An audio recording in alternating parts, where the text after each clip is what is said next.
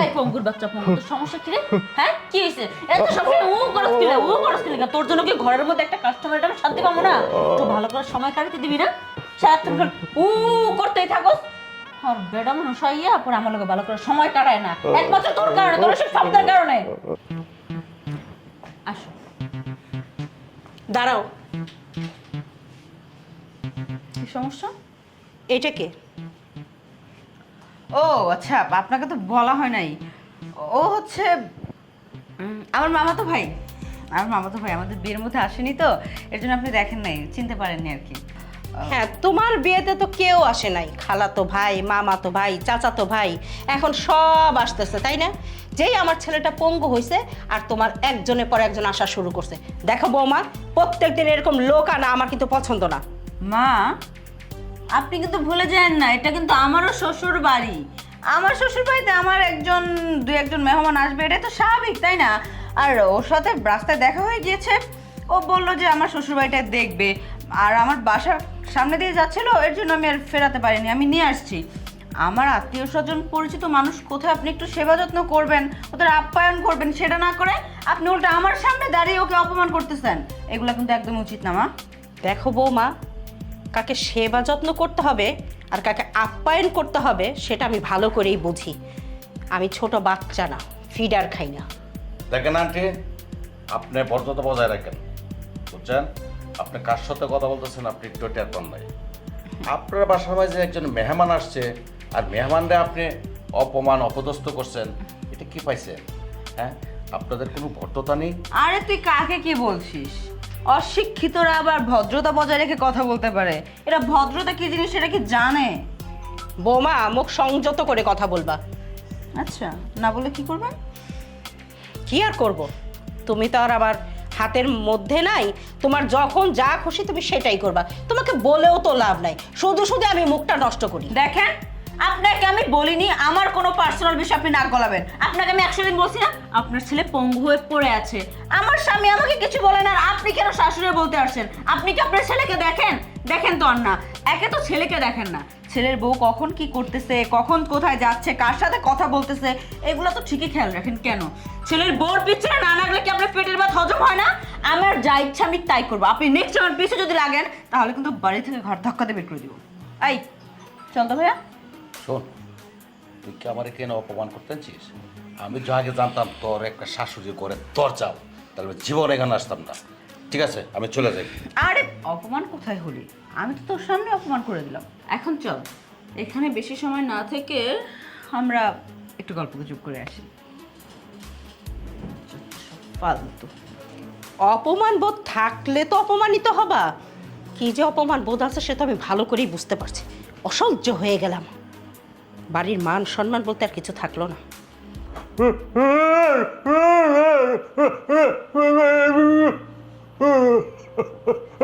আসো।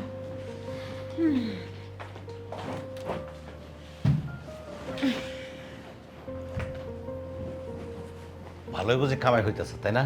রুমটাও যে সুন্দর করে সাজাইছো। আর কামাই কামাই কোনটা করতে পারে যে দেখলাম না, কুটনি বুড়ি একটা ঘরের মধ্যে সারা দিন ছ্যান ছ্যান ছ্যান ছ্যান করতে। নাও এখন কোনো কথা না বাড়ে তাড়াতাড়ি কামটা শুরু করো। কাম যত তাড়াতাড়ি শুরু করবা তত তাড়াতাড়ি শেষ হইব, আর শেষ হলে আমি টাকা পাবো। তাড়াতাড়ি আসো। তুমি কি চাইতেছো আমি ঘরে ঢুকে কামটা সারিয়ে বাইরে থেকে টাকা টেনে কাছে রেখে দেবো? আরে বাবা, একটু আসছি তোমার সাথে, একটু গল্প টল্প করবো, মজা মাস্তি করবো, এই একটু হাতাহাতি করবো, একটু এনজয় করবো, মজা পাবো। হ্যাঁ, আমারও তো সেই কথা, হাতে তো করবা, শুরুটা না করলে শেষটা কেমনে করবা? শুরুই যদি না করো তাহলে কি শেষ হইব? গল্প গুজব করে কাটাইতে গেলে সারা বছর ভরে গল্প গুজব শেষ হইব না, বুঝো নাই? ঘরের মধ্যে যে শাশুড়ি একটা আছে, পঙ্গু জামাই একটা আছে, কখন যে শুরু করে দিব? শুরু করার আগে কাম কাজ শেষ করো, তোমার জন্যই ভালো। না, যে একটু তাড়াতাড়ি দিয়েছি তোমার শাশুড়ি, আর ও মুখ খুললে কতই কবার সাহস নেই, আর তুমি বলতেছো তাড়াতাড়ি ইয়ে করলে তো শেষ হয়। চলো না, আমরা একটু রোমান্টিক আলাপ সালাপ করি।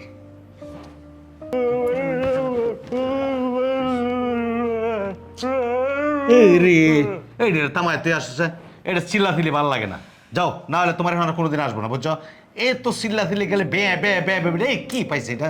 যাও এটা তামায় তুই আসো, নাহলে আমি চলে যাবো। একটু শান্ত হও না। জানোই তো যে আমার স্বামী পঙ্গু, বিছানায় পড়ে আছে। আর কোনো স্বামী তো চায় না যে তার বউ পরপুরুষের সাথে এই ধরনের কাজ করবে। ও তেমন চাচ্ছে না। অসুস্থ হলেও তো সব কিছু বুঝে, এমন তো না যে অবুঝ, কিছুই বুঝে না। তুমি রাগারাগি করো না, বসো, আমি ওকে শান্ত করে আসতেছি। তাড়াতাড়ি আসবা কিন্তু,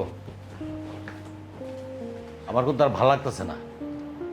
ধ্যাৎ, এখানে আসলে সবসময় যাই এই পঙ্গুটা নাকি বুয়াটাতে ব্যবহারিতে ভালো লাগে না, তুই রোমান্টিক সময় কাটাবো এটাও পারি না।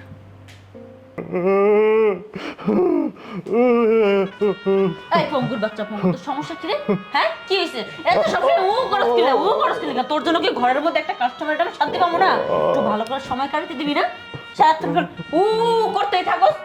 আর বেড়া মানুষ হইয়া পরে আমার লোকে ভালো করে সময় কাটায় না, একমাত্র তোর কারণে, তোর সব শব্দের কারণে। যখন একটু কাস্টমার লোকে সময় কাটাতে যাই, তখনই তোর সব শব্দ হয় না, ওরা ঠিকঠাক মতো সময় কাটায় না। 10 মিনিটের জায়গায় 5 মিনিটে কোনো রকম সইরা জায়গা। 5 মিনিটে সইরা গেলে আমার টাকা দিব? উ করে একদম জীবনটা তামা তামা করে লেছে। এই অল্প বয়সে তোর মতো বেড়ারে বিয়ে করে আমার লাইফটাই নষ্ট হয়ে গেছে। মরতে পারোস না, মরে গেলে তো ভালো হইতো, আরেকটারে বিয়ে করতে পারতাম। তারপরে এমন করে বাঁচার চাইতে না বাঁচা অনেক ভালো। জীবনটা একদম ধ্বংস করে দিচ্ছে, একটার পর একটা অশান্তি, একটার পর একটা অশান্তি। তার মধ্যে তোর একটা আছে না, ঘরের মধ্যে দরজাল মা, খালি আমার পিছনেই পড়ে থাকে। কখন কই যাইতাছি, কি করতেছি, কে ঘরে আইতাছে না আইতাছে, কোন কাম করলাম না করলাম, সবকিছুর মধ্যে তার বাম হাতটা ঢুকাইতেই হইব। বুইড়া মানুষ আসলে মাইন্ডসেট না, হাজার লোক শাশুড়ি মা কইয়া ডাকবে।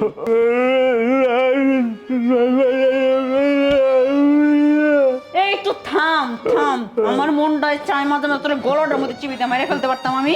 একদম জীবনটা ধ্বংস করে দিস আমার। খালি এই সারাদিন এরকম প্যা প্যা প্যা করলে কতক্ষণ ভালো লাগে? এই থাম, একটু থাম, একটু থাম। আমার কাস্টমার বয়ে রয়েছে, আর একটা যদি শব্দ করস, তোর এই শব্দর লেগা যদি আমার মাছ পথের থেকে আবার ঘুরে আইতে হয়, তাইলে এবার সত্যি সত্যি তোর গলার মধ্যে চিবিতে মারলাম। একটা সাউন্ড করবি না, কই দিলাম। যত সব পঙ্গুর বাচ্চা।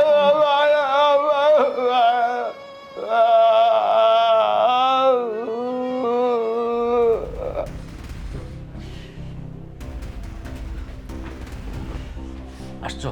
হয়েছে, এখন চুপ হয়ে গেছে, এখন আর কোনো কথা বলবো না। তবু সময় লাগে, আমার একবার অস্থির হয়ে গেছি তো। কাজে আসলে পরে তো এতক্ষণ সহ্য করা যায়? আচ্ছা ঠিক আছে, এখন সহ্য সীমা পার হয়ে গেছে। পুরোটা পাশাও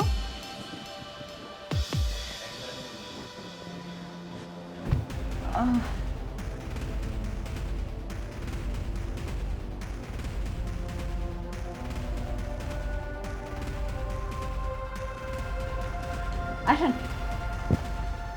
বাহ, আপনার রুমটা তো অনেক সুন্দর।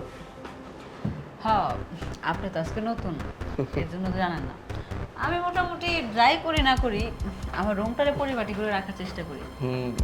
আপনার রুম দেখেই মনে হচ্ছে আপনার মনটা খুব সুন্দর।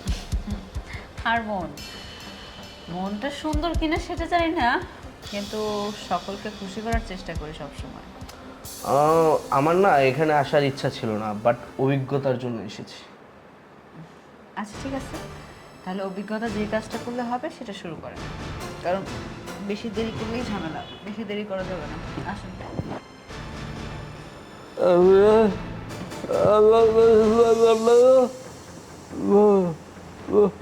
কি ব্যাপার, কান্না করছে কি? আরে কান্না করছে হয়তো, আশেপাশে কোনো বাচ্চা টাচ্চা হবে আর কি, তারাই কান্না করতেছে। আপনি আপনি ওটা নিয়ে ভাববেন না, আসেন আপনি। বাচ্চার কান্না তো মনে হচ্ছে না, মনে হচ্ছে বয়স্ক কোনো মানুষ কান্না করছে।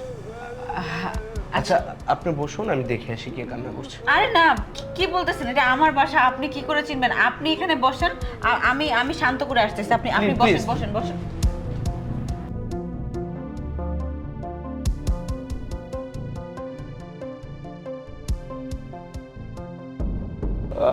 এই, তোর সমস্যাটা কি? একটু মানে খুইলা কবি? ও, তুই কবি কেমনি? তুই তো পঙ্গু, প্যারালাইজড হয়ে পড়ে বয়ে আসছস। তোর তো কর মতো কোনো ভাষা নাই, সারাদিন খালি প্যা প্যা প্যা পু পু করতে পারবি, আর কোনো কাম আছে তোর? একটু আমার শান্তিতে থাকতে দে, একটু শান্তি মতো বাঁচতে দে। একে তো দুনিয়ার অশান্তি, নানান কাজ, নানান সমস্যা, নানান অজুহাত দিয়া দিয়া এক এক সময় বাড়ির মধ্যে এক একটা বেড়া মানুষ নিয়ে আইতে হয়। তাগুলো সময় কাটাইয়া তাকে পকেট থেকে টাকা বাইর করতে হয়। টাকা বাইর না করলে কেমনে খাবি, কেমনে পড়বি? এই যে তোর চিকিৎসা, চিকিৎসা টিয়া কইব মনে বুঝোস একটু? আমি জানি যে কোনো স্বামী চায় না যে তার সামনে তার বউ আরেকটা বেড়ার সাথে এরকম ঢলাঢলি গলাগলি করে। কিন্তু আমার তো কিছু করার নাই, আমার করতে হয়। না করলে তো তোমার চিকিৎসা করতে পারবো না, আমি তোমার খাওয়াতে পারবো না। ডাক্তার কাছে তোমার চিকিৎসার জন্য অনেক টাকা লাগবে। আমার তো টাকা পয়সা দেওয়ার মতো কেউ নাই। যদি থাকতো তাহলে আমি ঠিকই তোমার একটা না একটা ব্যবস্থা করে ফেলতাম, কিন্তু আমি তো কিছু করতে পারতেছি না। আমার তো দু হাত বাঁধা।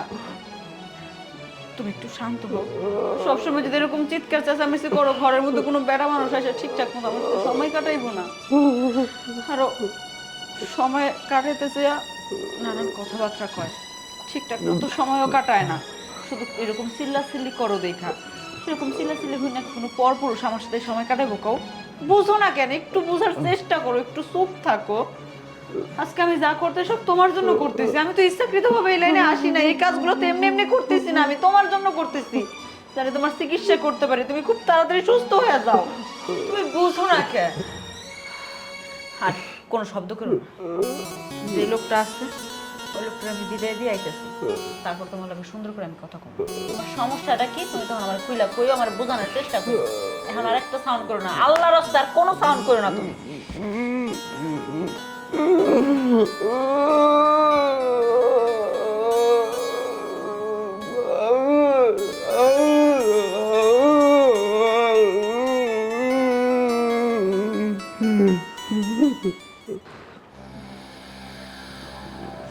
হয়েছে, এখন আর কান্নাকাটি কিছু করবে না, চুপ করে দিয়ে আসছি। আসেন এখন আমরা আমাদের কাজটা শুরু করি। কাজ শুরু করব, অবশ্যই কাজ শুরু করব। দেখেন, আমি আজকে প্রথম দিন এখানে আসলাম অভিজ্ঞতা নেওয়ার জন্য। কি অভিজ্ঞতা নিতে আসলাম আর কি হচ্ছে। আচ্ছা, উনি কান্না করছে কেন? আরে উনি কান্না করতেছে, একটু অসুস্থ তো উনি, আসলে প্যারালাইজড হয়েছে। এটার জন্যই মানে সবসময় ঘরের মধ্যে বসে থাকে একা একা, মাঝে মাঝে এরকম করে। এগুলো একদম মাথায় নেবেন না আপনি, এগুলা অযথাই করে। পুরুষ মানুষ তো বুঝিনি। বুঝতে পারলাম। দেখেন, দিন শেষে কিন্তু আপনিও মানুষ, আমিও মানুষ। আপনি যদি ভেবে থাকেন যে আপনার সাথে যদি আমার টাইম স্পেন্ড না হয় তাহলে আমি আপনাকে আপনার পেমেন্টটা দিব না, এটা আপনার ভুল ধারণা। সময় যেহেতু আপনার কাছ থেকে নিয়েছি, অবশ্যই আপনার সাথে সময় কাটাবো, সেটা ভালো হোক বা খারাপ হোক। কিন্তু আমি আপনাকে রেসপেক্ট করে একটি কথা জিজ্ঞাসা করতে চাই। যদি আপনি আমাকে সত্যি কথাগুলো বলেন, আশা করি আপনার কোনো ক্ষতি হবে না। আমি যদি আপনার উপকার করতে না পারি তাহলে আপনার কোনো ক্ষতিও করব না। জি বলেন না, কি বলবেন? আমি মিথ্যা কথা কেন আপনাকে বলতে যাব? যদি আমার সাধ্যের মধ্যে থাকে অবশ্যই আমি চেষ্টা করবো আপনাকে সত্যটাই বলার। দেখেন, আমি কিন্তু এখানে আপনার ক্লায়েন্ট হয়ে এসেছি। হয়তো বা আমার রাইট নাই আপনাকে এই কথাগুলো জিজ্ঞাসা করার, তবে অ্যাজ এ ম্যান হিসেবে আপনিও মানুষ, আমিও মানুষ। আপনারও মন রয়েছে, আমারও মন রয়েছে, যার কারণে আমি বাধ্য হচ্ছি আপনাকে এই কথাগুলো জিজ্ঞেস করতে। আমি কিন্তু সব কথা শুনেছি। উনি হয়তোবা আপনার স্বামী, কিন্তু আপনি আপনার স্বামীকে রেখে একটি বাসার মধ্যে এক কোণার মধ্যে আপনার স্বামী পড়ে রয়েছে, আর আরেকটা রুমের মধ্যে আপনি অনৈতিক কাজ করছেন। এটার কারণটা কি? আরে না, কি বলতেছেন? আমার তো এখনো মানে প্লিজ আমার সাথে লুকোচুরি করবেন না। আমি চাই আপনি আপনার জীবনের সত্য কাহিনীটা আমাকে বলুন, আমি শুনতে চাই। যেহেতু আমি এখানে অভিজ্ঞতা নেওয়ার জন্য এসেছি, আমার ভালো না হয় খারাপ, একটা অভিজ্ঞতা তো অবশ্যই হবে। প্লিজ কাইন্ডলি আমাকে বলুন। আপনি একবার সত্যিটাই ধারণা করেছেন। আমি মাত্র যার সাথে কথা বলে আসলাম উনি আমার স্বামী। আপনার স্বামী? আচ্ছা, তারপর বলুন। আসলে আমার কপাল খারাপ। আমার যখন বয়স 16 তখন আমার বিয়ে হয়। আমাদের সংসার লাইফ খুব ভালোই চলছিল। আমার স্বামী আমাকে অনেক ভালোবাসতো, সবসময় আমার খোঁজ খবর নিত, আমার কখন কি প্রয়োজন, কখন কি দরকার, আমাকে নিয়ে সবসময় বাইরে ঘুরতে যেত। এক কথা আমার স্বামী আমার জন্য পাগল ছিল। আমি আমার স্বামীকে অনেক ভালোবাসি, কিন্তু ওই যে কথায় আছে না, বেশি সুখ কপালে জোটে না। আমার দশা সে একটাই হয়েছে, সুখে থাকতে গেলে ভূতে গিলায়। বেশি লোভ করতে গিয়েছিলাম। আমার স্বামী একটা অফিসে জব করত। সেই অফিসের ওর স্যালারি খুব কম ছিল। আমি তখন ওকে বলেছিলাম অন্য একটা অফিসে যেয়ে ভালো একটা জব খুঁজে নিতে, যাতে স্যালারিটা ভালো হয়, আমরা যাতে ভালো থাকতে পারি। বেশি লোভ করতে গিয়ে স্বামীকে অন্য অফিসে পাঠিয়েছিলাম। আল্লাহর কি কাম, সেই অফিসে যখন প্রথম দিন ডিউটি করে আমার স্বামী রোড অ্যাক্সিডেন্ট করে। তারপর থেকে ওর দুটা পা পঙ্গু হয়ে গিয়েছে। ও আর হাঁটতে পারে না, আগের মতো কথা বলতে পারে না, আমাকে নিয়ে ঘুরতে যেতে পারে না, সবসময় ঘরের মধ্যে এক কোণে বসে থাকে। আমার ঘরে আমার শাশুড়িও আছে, কিন্তু আমার শাশুড়ির তার ছেলের প্রতি কোনো মায়া দয়া কাজ করে না। তার ছেলে বাঁচুক বা মরুক তাতে তার কিচ্ছু যায় আসে না। এখন আমার তো স্বামী, আমি তো তাকে ভালোবাসি, আমি তো এখন চাইলেও পারতেছি না তাকে ফেলে অন্য কোথাও চলে যেতে। তাই তার চিকিৎসার জন্য আমি আজকে এই পথে নামছি। আমি এই পথে নেমে ছেলেদের সাথে মেলামেশা করার পরে যে টাকাগুলো পাই সেটা দিয়ে কোনো রকমভাবে স্বামীর চিকিৎসা চালিয়ে যাচ্ছি। যদি উপরওয়ালা মুখ ঘুরিয়ে না যদি আমার স্বামীকে ভালো করে দেয়, শুধু এই আশায়, তা নাহলে আমি কখনোই পথে আসতাম না। আপনি কি অন্য কোথাও কাজ করার চেষ্টা করেননি? কাজ একটা আর দুইটা না, অনেক অনেক জায়গায় কাজের জন্য আমি চেষ্টা করেছি।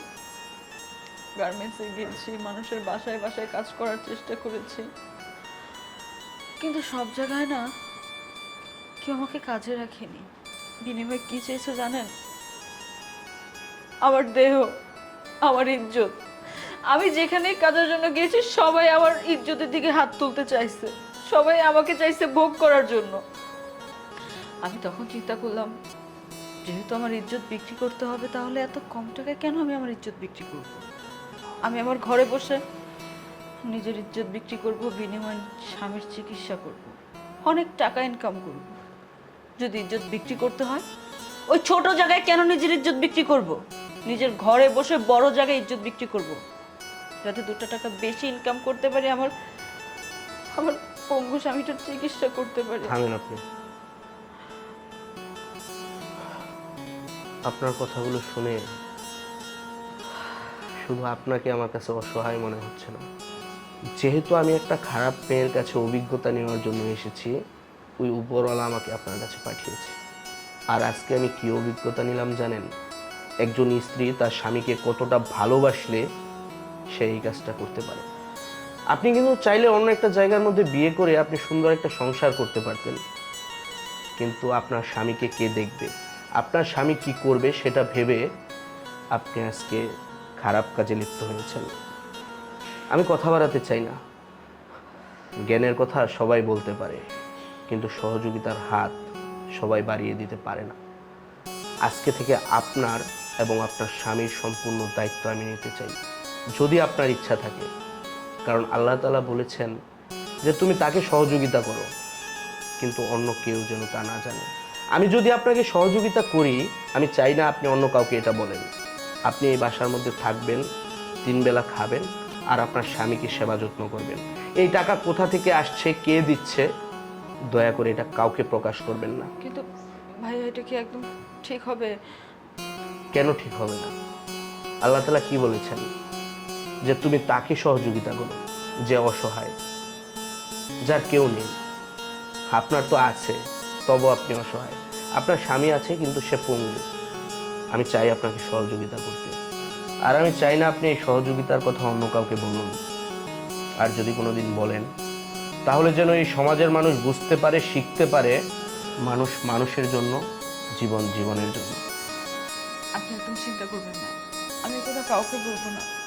কিন্তু আপনি অনেক ভালো মানুষ। আপনার মতো মানুষ যদি প্রতিটা ঘরে ঘরে হয়। দয়া করে আপনার অন্যটা মাথার মধ্যে দিন।